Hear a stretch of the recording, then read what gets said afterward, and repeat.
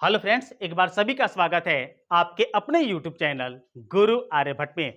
तो आइए इस वीडियो में जानेंगे कि बीपीएससी टीआरई 3.0 में जो भी प्रश्न पूछे गए थे वो कहां से पूछे गए थे। क्या एससीईआरटी बुक से पूछे गए थे या फिर एनसीईआरटी बुक से प्रश्न पूछे गए थे। ये सारी बातों का डिस्कस इस वीडियो में आपको आज देखने को मिलने वाला है और ये भी बताने वाले हैं कि जो सभी प्रश्न पूछे गए थे, जो टीआरई 3 में पूछे गए थे, उसका एनसीईआरटी प्रूफ कैसे मिलेगा और किस बुक के किस पेज नंबर में मिलेगा, ये सारे डिस्कस आपके सामने इस वीडियो में मिलने वाला है। और ये वीडियो उन सभी साथियों के लिए होगा जो इस बार टीआरई 4.0 का तैयारी करने वाले हैं, क्योंकि इस बार एकदम बेड़ा पार ये पहला लक्ष्य होना चाहिए। तो आइए दिखाते हैं आज का पहला क्वेश्चन और देखते हैं कि पहला जो क्वेश्चन पूछा गया था वो कहां से पूछा गया था और किस पेज में वो देखने को आपको मिल जाएगा। ये प्रश्न मेरे साथियों, जो कि आप देख सकते हैं, प्रश्न पूछा गया है। प्रश्न क्या है कि कौन सी नदी भारत और नेपाल के बीच सीमा बनाती है। अब इसके बारे में हो सकता है कि शायद इसका आंसर भी पता हो, लेकिन पहले इसका साक्ष्य देख लेते हैं कि इसका प्रूफ आपको देखने को कहां मिलेगा। तो इसका प्रूफ देखने को मिलेगा मेरे साथियों क्लास 11th के एनसीईआरटी बुक में पेज नंबर 23 में। अब ये क्या मेंशन है, आइए पढ़ के बताते हैं। यहां पर साफ मेंशन है, लिखा हुआ है कि शारदा या सरजू नदी का उद्गम नेपाल हिमालय में मिलाम हिमनद में है, जहां इसे गौरी गंगा के नाम से जाना जाता है। यहां के बाद अगर आप पढ़ेंगे आगे तो आपको यहां पर एक लाइन सबसे पहले मिल जाएगा कि यह नेपाल या भारत नेपाल सीमा के साथ बहती हुई, जहां इसे काली या चाइन कहा जाता है। मतलब मेरे साथियों कि शारदा या सरजू जो नदी है वो भारत नेपाल के सीमा पर जब बहती है तो उसे क्या नाम से जाना जाता है, तो काली नाम से जाना जाता है। अर्थात इस प्रश्न का सही जवाब हो जाएगा ऑप्शन नंबर सी, अर्थात काली। अर्थात ये कहां देखने को मिला आपको, तो ये देखने को मिला एनसीईआरटी बुक है 11th क्लास के पेज में। अब इसके बाद अगले क्वेश्चन को देखते हैं। ये प्रश्न टीआरई 3 में ही पूछे गए थे, इसका जवाब आपको किस पेज में मिलेगा ये भी देख लेते हैं। प्रश्न क्या है मेरे साथियों, तो पश्चिमी तट का मध्य भाग किस नाम से जाना जाता है। ऑप्शन आपके सामने है। अब ये पश्चिमी तट के बारे में जो जानकारी आपको मिलेगा वो कहां देखने को मिलेगा, तो क्लास 10th में आपको देखने को मिलेगा मेरे साथियों। क्लास 10th के एनसीईआरटी बुक के पेज नंबर 13 में अगर जाएंगे तो आपको इसका साक्ष्य, इसका प्रूफ देखने को मिल जाएगा। इसको देखने के लिए आप यहां पर देख सकते हैं, इस लाइन को पढ़िएगा, आपको मिल जाएगा। यहां पर साफ मेंशन है कि तट के उत्तरी भाग को कोकण, मुंबई तथा गोवा, मध्य भाग को कन्नड़ मैदान एवं दक्षिणी भाग को मालाबार तट कहा जाता है। तो हमसे क्या पूछा गया है, तो पश्चिमी तट का मध्य भाग, तो मेरे साथियों मध्य भाग को क्या कहा गया है, तो कन्नड़ मैदान कहा गया है। अर्थात इसका सही जवाब होगा मेरे साथियों ऑप्शन नंबर ए, कन्नड़ मैदान। आप देख सकते हैं कि जो भी प्रश्न पूछे गए हैं वो कहीं ना कहीं एनसीईआरटी बुक से पढ़े गए, पूछे गए हैं। अब एनसीईआरटी के साथ साथ एससीईआरटी भी कभी कभी मिलेगा, ये भी हम आपको दिखा लेते हैं। उसके बारे में उसके बाद हम डिस्कस करेंगे कि आपको कौन सा बुक पढ़ना चाहिए ताकि इस बार एकदम बेड़ा पार। अगले प्रश्न को देखेंगे।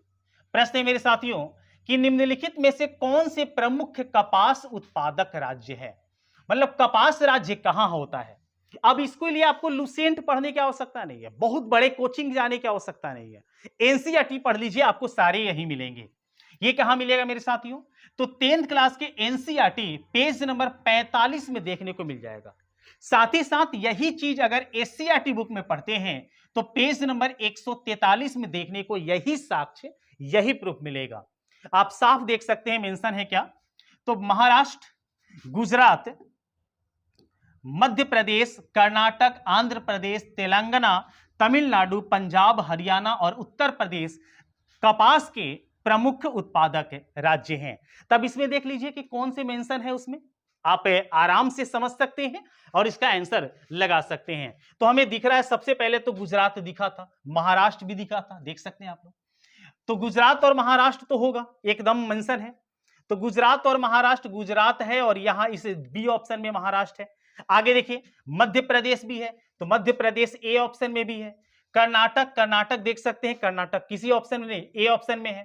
तो यहां से हम ये कह सकते हैं ए ऑप्शन तो परफेक्ट है। गुजरात, कर्नाटक और मध्य प्रदेश। और भी समझ लीजिए, कर्नाटक हो गया, इसके बाद आंध्र प्रदेश देख सकते हैं, तेलंगाना देख सकते हैं, तेलंगाना भी है, इसके बाद तमिलनाडु है, पंजाब भी है, पंजाब भी है, गुजरात भी है, मतलब तेलंगाना, पंजाब, गुजरात, सी भी सही है। अर्थात ए और सी दोनों सही हुआ, तो सही जवाब मेरे साथियों इसका हो जाएगा ऑप्शन नंबर डी, अर्थात उपर्युक्त में से एक से अधिक।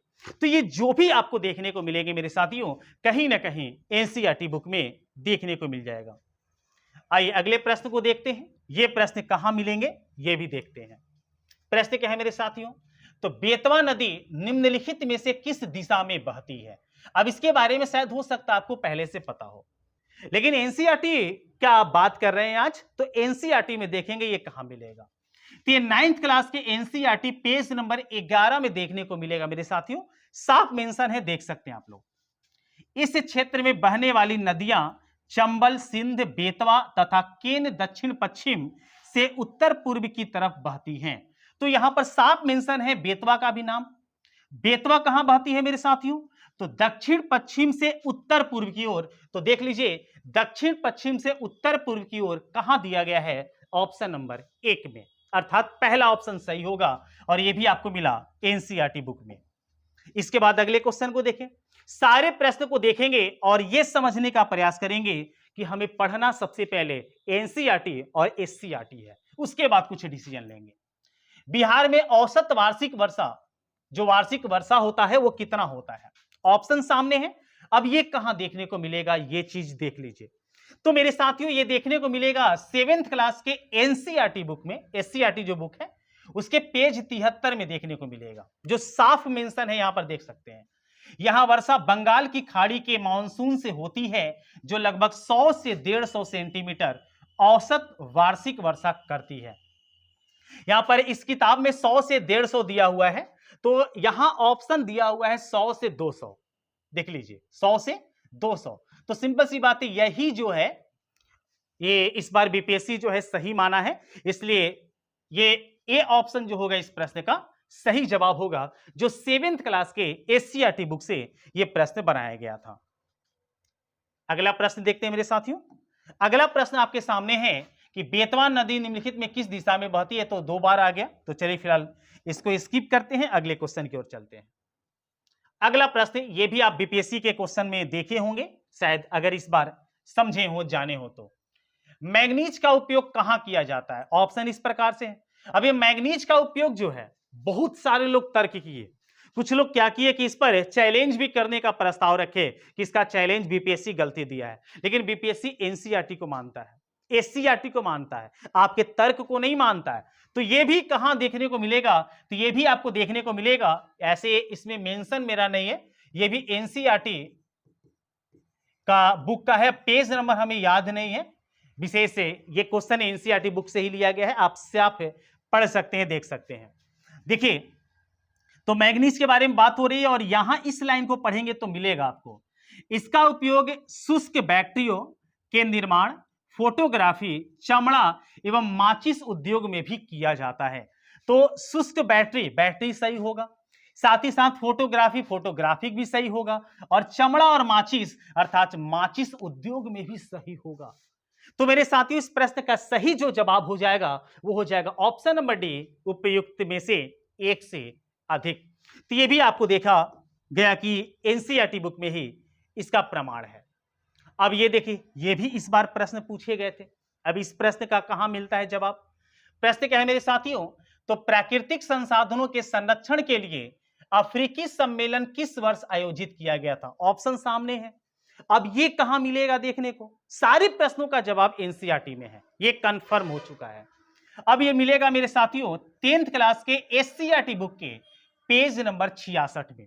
अब ये देखने को कहां मिलेगा, देख सकते हैं यहां पर इस वाले लाइन में, प्राकृतिक संसाधनों के संरक्षण पर 1968 में अफ्रीकी कन्वेंशन, अंतरराष्ट्रीय महत्व के वेंटलैंड्स का कन्वेंशन 1971 में। तो फिलहाल हमें यहीं तक लेना देना है, क्योंकि सवाल हमें लेना देना कहां से है, अफ्रीकी सम्मेलन से। तो अफ्रीकी कन्वेंशन कब हुआ था मेरे साथियों, 1968 में, अर्थात इसका सही जवाब हो जाएगा 1968, जो कि ऑप्शन सी में देखने को मिल जाता है। सारे प्रश्नों को करेंगे आज, एकदम वीडियो को अंत तक देखिए ताकि किसी प्रकार की कोई डाउट ना रहे और आप पहले एनसीईआरटी की ओर दौड़ें, क्योंकि पहले वही पढ़ना आपको। अगला प्रश्न है, भारत में पानी का सर्वाधिक उपयोग किस प्रयोजन के लिए किया जाता है? ऑप्शन सामने है। अब इसका जवाब पता होगा, लेकिन आपको हो सकता है कि पता हो, लेकिन जवाब हमें नहीं लेना, हमें तो यहां देखना है कहां मिलेगा देखने को। तो ये मिलेगा 12वीं क्लास के एनसीईआरटी बुक के में पेज नंबर 42 में आपको ये देखने को साफ साफ मिल जाएगा। यहां लास्ट वाले लाइन में देखिएगा तो मिलेगा देखने को कि वास्तव में भारत की वर्तमान में जल की मांग सिंचाई की आवश्यकताओं के लिए अधिक है। यहां साफ मेंशन है कि सिंचाई के लिए जो है वो सबसे ज्यादा है, इसलिए इस प्रश्न का सही जवाब जो होगा वो सिंचाई होगा। बीपीएससी भी इस बार यही माना है। अगले प्रश्न की ओर चलते हैं। अगला प्रश्न देखिए, इस प्रश्न का जवाब क्या होगा और ये जवाब कहां देखने को आपको मिलने वाला है। प्रश्न क्या मेरे साथियों, तो बिहार दिवस डैश मनाया जाता है। तो बिहार दिवस कब मनाया जाता है, हो सकता है आपको पता हो, लेकिन ये भी आपको एनसीईआरटी बुक में मिल जाएगा। अब ये कहां मिलेगा, तो 8 क्लास का एनसीईआरटी जब निकालेंगे तो उसमें आपको पेज नंबर 23 में देखने को मिलेगा। एक छोटा सा ऐसा कॉलम बना हुआ है, उसमें साफ मेंशन है कि 22 मार्च 1912 में बिहार राज्य की स्थापना हुई थी और इसी दिन को बिहार दिवस के रूप में प्रतिवर्ष मनाया जाता है। तो बिहार दिवस कब मनाया जाता है मेरे साथियों, तो बिहार दिवस मनाया जाता है 22 मार्च को, और यही इसमें कहीं ना कहीं आपको देखने को मिल जाएगा। तो 22 मार्च को देख सकते हैं कौन वाला है क्वेश्चन में, तो 22 मार्च कलकत्ता नहीं, बंगाल मुगल नहीं, इसका सही जवाब हो जाएगा ऑप्शन नंबर बी कि 22 मार्च को बंगाल प्रेसिडेंसी से अलग होकर उपलक्ष्य हुआ था, अर्थात 22 मार्च को बिहार अलग बना था। चलिए अगले प्रश्न को देखते हैं मेरे साथियों। इस प्रश्न का जो साक्ष्य है वो कहां मिलेगा।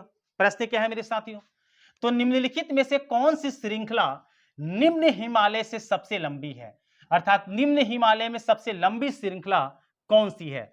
अब यह भी देखने को मिलेगा, कहीं आपको जाने की आवश्यकता नहीं, ये कहां देखने को मिलेगा, तो 9th क्लास के एनसीईआरटी बुक में मिलेगा पेज नंबर 8 अर्थात 8 में साफ मेंशन है। देखिए यहां पर, जबकि पीर पंजाल श्रृंखला सबसे लंबी तथा सबसे महत्वपूर्ण श्रृंखला है, अर्थात इसका सही जवाब होगा पीर पंजाल।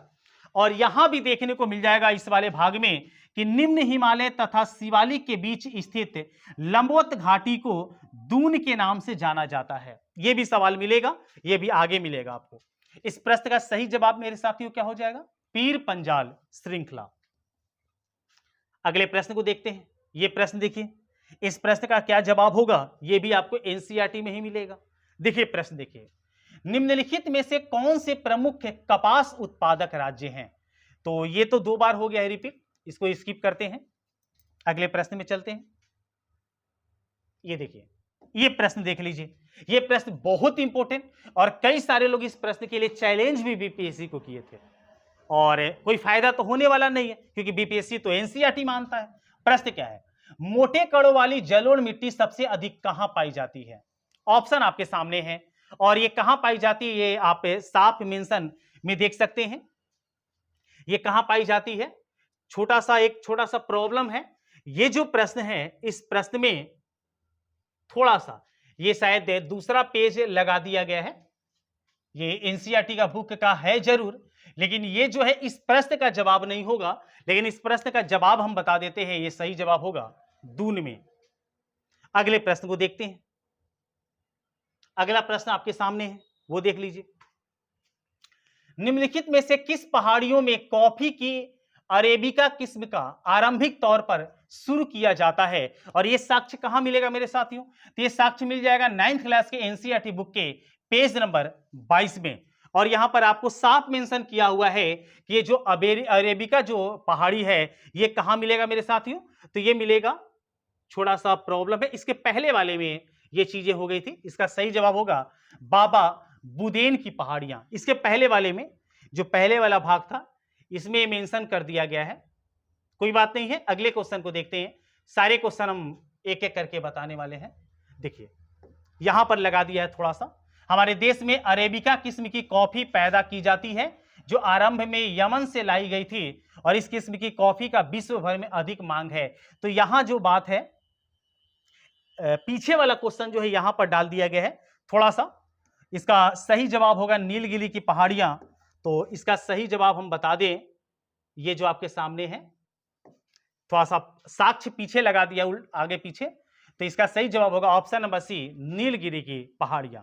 लेकिन खैर, जो भी क्वेश्चन है वो कहीं ना कहीं एनसीईआरटी में ही आपको देखने को मिल जाती है। आइए अगले प्रश्न को देखते हैं। अगला प्रश्न आपके सामने है मेरे साथियों। इस प्रश्न का जवाब देखते हैं। निम्न हिमालय तथा शिवालिक के बीच में स्थित लंबवत घाटी को किस नाम से जाना जाता है? यह प्रश्न भी आपको उसी पेज में दिखेगा जो थोड़ा देर पहले हम आपके सामने पेज लाए थे। और ये कहां देखने को मिलेगा? तो 9th क्लास के एनसीईआरटी बुक के पेज नंबर 8 में। और अगर एससीईआरटी बुक लेते हैं तो उसमें पेज नंबर 20 में साक्ष्य देखने को मिल सकता है। अब इसके लिए हम आपको क्या दिखाना चाहते हैं, देखिए क्या जवाब होगा इसका। अगर आप लोग इस लाइन को पढ़ेंगे तो जवाब आपको साफ साफ मिल जाएगा। यह हिमालय का सबसे नवीन पर्वतीय भाग है। इसमें कुछ विस्तृत घाटियां भी हैं जिसे दून या द्वार कहते हैं। साफ मेंशन है कि जिसे दून या द्वार कहते हैं। तो इसका मतलब है कि हिमालय और शिवालिक के बीच में जो लंबवत घाटियां हैं मेरे साथियों, उसको द्वार भी कहते हैं और दून भी कहते हैं। तो मेरे इस प्रश्न का सही जवाब क्या होगा? वो हो जाएगा ऑप्शन नंबर डी, उपयुक्त में से एक से अधिक। और ये भी आपको जवाब कहां मिला? तो ये भी जवाब मिला कहीं ना कहीं एनसीईआरटी बुक में ही। अगला प्रश्न मेरे साथियों, इस प्रश्न का जवाब कहां देखने को मिलेगा ये भी देखते हैं। प्रश्न क्या है? हजीरा विजयपुर जगदीशपुर गैस पाइपलाइन की लंबाई कितनी है? अब ये क्वेश्चन कहां मिलेगा? ऐसे जनरल क्वेश्चन किताब में कभी कभी नहीं मिलते, लेकिन एनसीईआरटी में सब मिलता है। अब ये कहां देखने को मिलेगा मेरे साथियों? तो ये 10th क्लास के एनसीईआरटी बुक में अगर जाइएगा तो पेज नंबर 61 में आपको देखने को मिलेगा। और 8th क्लास का एससीईआरटी बुक खंगोलिएगा तो वहां आपको 51 पेज में देखने को मिल जाएगा। यहां साफ मेंशन है, देख लीजिए। गेल द्वारा निर्मित पहली 1700 किलोमीटर लंबी Hazira Vijaypur Jagdishpur cross country gas pipeline ने मुंबई हाई और बसीन गैस क्षेत्रों को पश्चिमी और उत्तरी भाग में विभिन्न उर्वरक, बिजली और औद्योगिक परिसरों से जोड़ा है। हमें तो यहां काम था कि हजीरा विजयपुर जगदीशपुर की लंबाई कितनी है। इसकी लंबाई कितनी है मेरे साथियों? तो लंबाई में साफ मेंशन है, देख लीजिए 1700 किलोमीटर। इसका सही जवाब हो जाएगा ऑप्शन नंबर सी, 1700 किलोमीटर। आप देख सकते हैं सारे क्वेश्चन कहीं ना कहीं एनसीईआरटी से है, इसलिए कहते हैं कि एनसीईआरटी को सबसे पहले पढ़ना होगा। अगले क्वेश्चन को देखिए। अगला प्रश्न मेरे साथियों, यह प्रश्न देख लीजिए क्या है कि भारत में ज्वारीय तथा एवं तरंग ऊर्जा उत्पादन के लिए अधिक अनुकूल परिस्थितियां कहां पाई जाती है? ये ऑप्शन, इस पर भी विवाद छिड़ा था। बहुत सारे साथी हमारे हमसे कांटेक्ट किया और कांटेक्ट करने के बाद टेलीग्राम पर यह स्पष्ट किए कि इससे का सर साक्ष्य बताइए, इस पर हम कंप्लेन करेंगे। लेकिन आप कंप्लेन नहीं करेंगे, आप इसका आंसर देख लेंगे। प्रश्न क्या है मेरे साथियों? तो 10th क्लास के एनसीईआरटी पेज नंबर 119 में यदि आप जाएंगे तो यह साक्ष्य आपको देखने को मिल जाएगा। यहां से पढ़िए, आपको साफ पता चल जाएगा। खंबात की खाड़ी सबसे अनुकूल है जहां पर 7000 मेगा ऊर्जा प्राप्त किया जा सकता है। अर्थात यहां पर मेंशन है ज्वारीय तथा तरंग ऊर्जा, और उसी में कहा जा रहा है कि ज्वारीय और तरंग ऊर्जा के लिए सबसे ज्यादा जो उपयुक्त है, अनुकूल है, वो मेरे साथियों है खंबात की खाड़ी। तो सही जवाब हो जाएगा खंबात खाड़ी, अर्थात ऑप्शन नंबर सी। बहुत सारे साथियों का मानना था कि इसका सही जवाब होगा कच्छ की खाड़ी, जो कि एकदम गलत है। आइए अगले प्रश्न को देखते हैं मेरे साथियों। यह प्रश्न आपको कहां देखने को मिलेगा यह भी समझते हैं। और इस बार जो टीआरई 4.0 का तैयारी करने वाले हैं, एकदम शुरू से एनसीईआरटी बुक को लाइन बाय लाइन आपको पढ़ाया जाएगा इस चैनल पर। यदि चैनल पर नए होंगे तो जरूर सब्सक्राइब कर लीजिएगा, ताकि टीआरई 4 इस बार एकदम नहीं छूटना चाहिए। आइए प्रश्न को देखते हैं। कुमाऊं हिमालय निम्नलिखित में से किसके मध्य स्थित है? कुमाऊं हिमालय के बारे में बात हो रही है। अब बहुत सारे जो हमारे गुरुजन हैं, महान गुरुजन, वो बहुत सारे ज्योग्राफी पढ़ा है, लेकिन एनसीईआरटी को अगर पढ़ा दिए होते तो आज शायद बहुत साथियों का बेड़ा पार हो गया होता। अब ये कहां देखने को मिलेगा, ये देख लीजिए। तो आपको ये थोड़ा सा गलत है। 9th क्लास के एनसीईआरटी बुक में जाएंगे तो पेज नंबर 10 में मिलेगा, और 9th क्लास का एससीईआरटी बुक में जाएंगे तो पेज नंबर 21 में आपको ये देखने को मिल जाएगा, जहां पर साफ साफ मेंशन है कुमाऊं के बारे में। देखिए, जो हिमालय और कुमाऊं हिमालय है यहां सेकंड नंबर में, यहां कहां है साथियों, तो सतलज एवं काली नदी के बीच में, यहां पर साफ मेंशन है जो आप देख सकते हैं। अर्थात इस प्रश्न का सही जवाब होगा ऑप्शन नंबर सी, सतलुज व काली नदी, जो कि आपको इस एनसीईआरटी के पेज पर दिख भी जाता होगा। आइए अगले प्रश्न में आते हैं और इस प्रश्न को देखते हैं कहां प्रूफ मिलेगा। प्रश्न क्या है मेरे साथियों, तो भारत में पानी का सर्वाधिक उपयोग किस प्रयोजन के लिए किया जाता है, तो ये जान गए सिंचाई के लिए, ये 2 बार हो गया है, इसको स्किप करेंगे। अगले प्रश्न की ओर चलेंगे। शायद यहां पर हमारे प्रश्न की जो श्रृंखला थी वो समाप्त हो गई। तो इस प्रकार से आप लोगों ने देखा कि जो भी प्रश्न टीआरई 3.0 में पूछे गए क्वेश्चन हैं वो सारे के सारे कहीं ना कहीं मेरे साथियों एनसीईआरटी और एससीईआरटी के द्वारा पूछे गए हैं। तो इसको हम लोग एक सीरीज के तहत, हमारी जो टीम है एक सीरीज के तहत एनसीईआरटी 8 से लेके 12 तक के सभी किताबों को लाइन बाय लाइन आपको पढ़ाने वाली है। इसलिए अगर चैनल पर नए होंगे तो जरूर चैनल को सब्सक्राइब कर लेंगे।